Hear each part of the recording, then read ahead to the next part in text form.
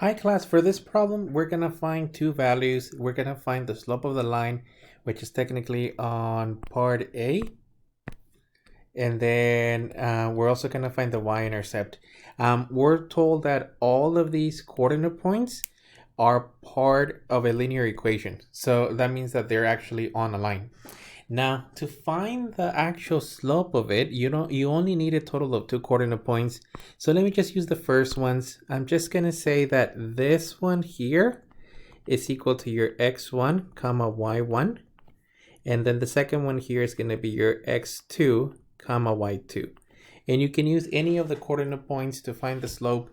Remember that the formula for the slope, it's going to be m, which is equal to y2 minus y1 divided by x of 2 minus x1.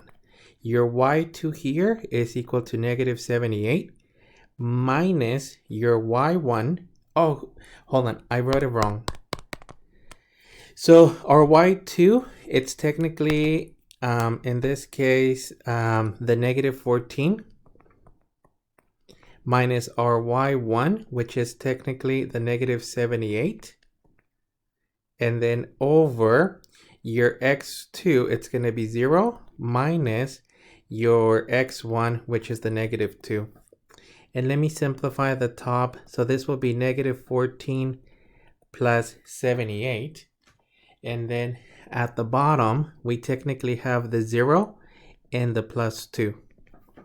So on the top, we have 78 minus technically 14.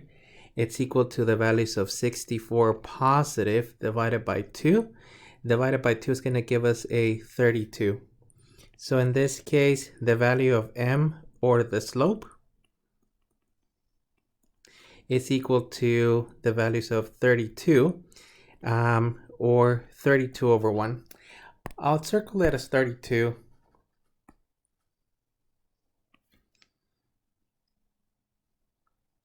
And then on the good news, the part B of this one, the y-intercept, and remember that they're stating that, well, all these coordinate points are obtained from a linear equation. So your y-intercept actually has the coordinate point of 0 comma b, or in this case 0 comma some y value. Now notice that it's already given here as 0 comma negative 14. So in this case, no additional work is needed. The y-intercept is already given as part of the coordinate points. So this will be your y-intercept. And that's actually it for this problem. It's very similar to one that appears in either the quiz or the exam for this module.